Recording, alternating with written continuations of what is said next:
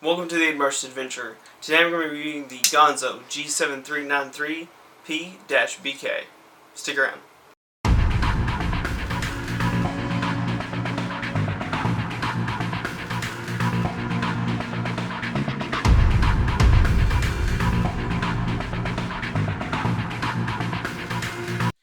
I'll start off by saying that, first of all, this is an imitation.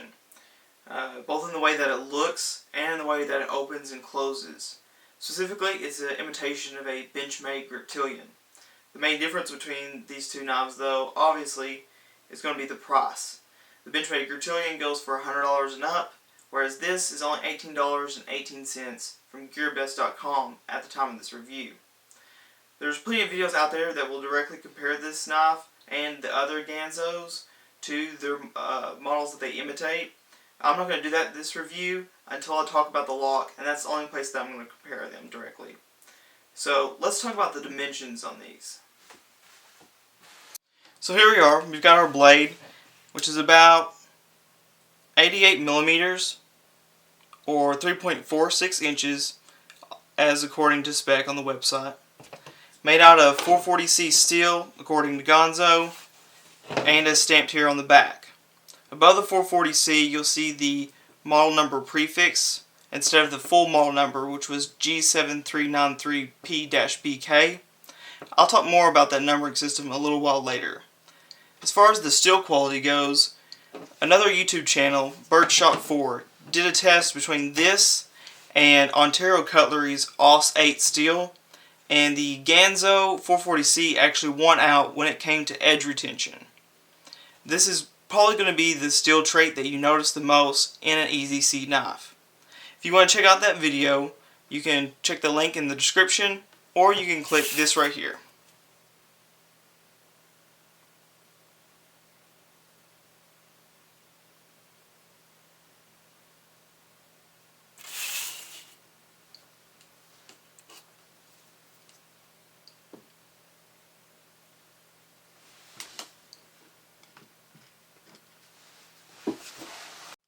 As far as the other dimensions go, we've got the body, which is about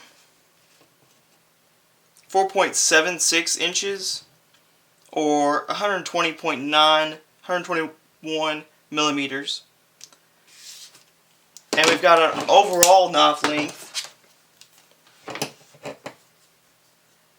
of about 208 millimeters, which is exactly as they listed on the website. The blade thickness, we've got 3.3, 3.2 millimeters here at the top, which in inches is about 0.12. Bringing over the scale, our knife weighs 4.7 ounces, which is fairly heavy for an EDC knife. The reason for this is these steel liners here on the inside, which aren't milled out. If it's that big of a deal and you have the tools, you can always mill them out yourself, but it's probably not worth the trouble. We got these handle scales here that are made of G10 material. It's been textured and contoured for a really secure grip, actually. And that's what the P in the G7393P-BK model number stands for. On their knives, you'll see that the P stands for this kind of texture, or something above the flat G10 at least. The standard version comes with less textured, more flat G10 scales. On the back, you've got a stainless steel clip that is black coated / anodized, just like the blade is. The tension is actually really tight. No worries about that slipping at all. However, that coupled with the aggressive contouring or texturing of this G10 does give me a little bit of issue. When trying to slide this into your pocket on the clip, it's pretty much impossible with lightweight khakis and stuff. And in any case, I don't really like to do it because over time this is definitely going to damage the material of your pants. You can remove the pocket clip as well as these other screws with a T6 Torx screwdriver. However, I suggest not doing that because when you are opening and closing this blade, you'll instinctively find that you have 2 to 3 fingers here resting on this pocket clip for stability. I took mine off for a little while and found that my fingers would tend to get right up here where this blade is going to be coming down. And I couldn't really control the knife, keep it in my hand as much when I was flicking it out when I didn't have that pocket clip on there. So here you've got what appears to be a drop point blade, and it's got dual thumb studs on it for lefties and righties. And this blade can be easily opened with these thumb studs, just like so.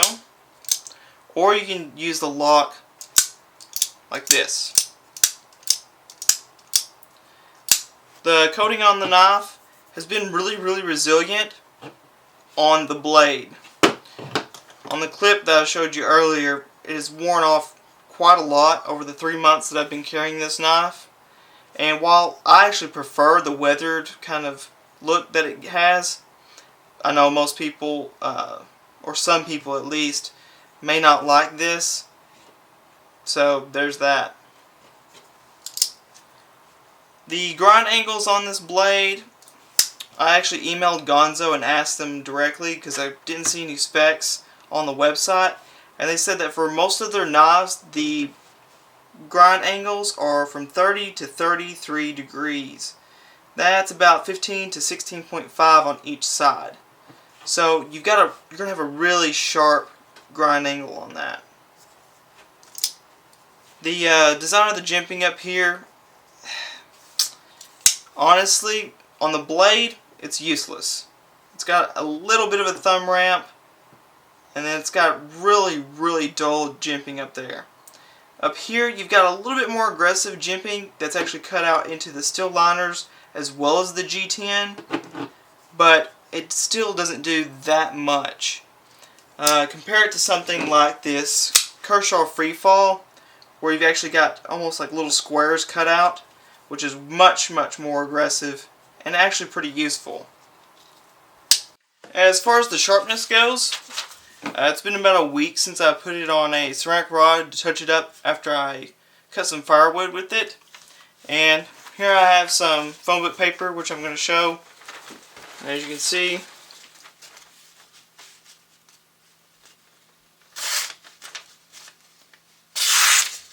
super sharp.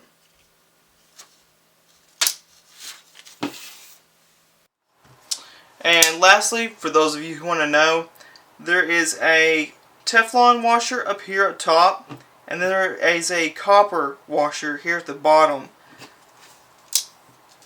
in the knife. Why didn't they include two of the same? I'm not exactly sure, but still yet the knife opens very smoothly for me.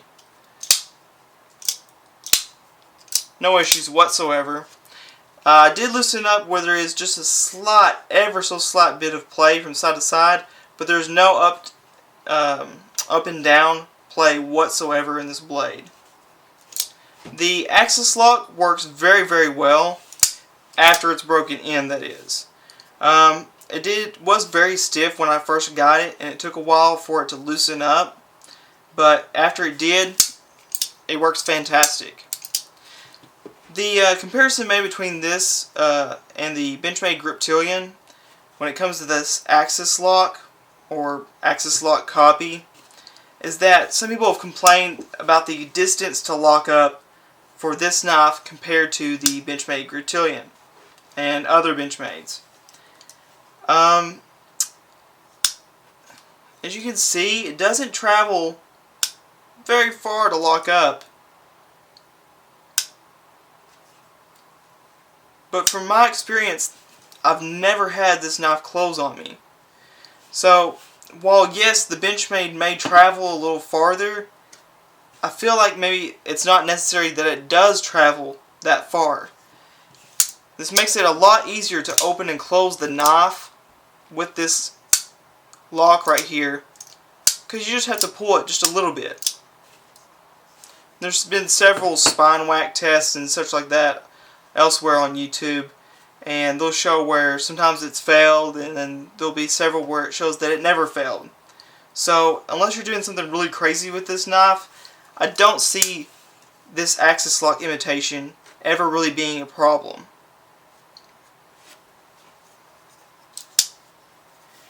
Now, about this numbering system that they use here, the G739 series, they all look like this, except the handles can be different.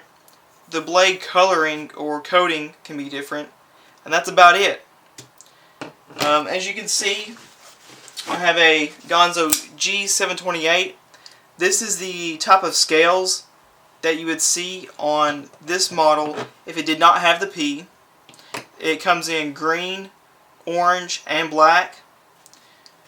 The other blade top is this unfinished kind of bead blasted kind of look. And there is also a model, I believe, of this that is in carbon fiber instead of the G10 scales at all. So you've got the G7391-CF, I believe, is the carbon fiber. The G7392, which is the bead blasted finished ones. And then you've got the G7393, which is the black coated blades. Now the P being on there or not will give you either this texture G10 or the flat G10, and then the CF is the carbon fiber, so it doesn't even apply there, the P. And then the last two letters after the dash are obviously the color.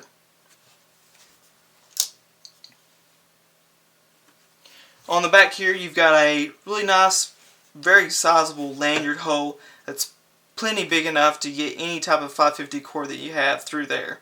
Although I actually prefer to leave it out of there, as I found it kind of got in the way of the whole axis lock system. This knife does come with a little lanyard whistle combo, but I took it off and put it in another bag.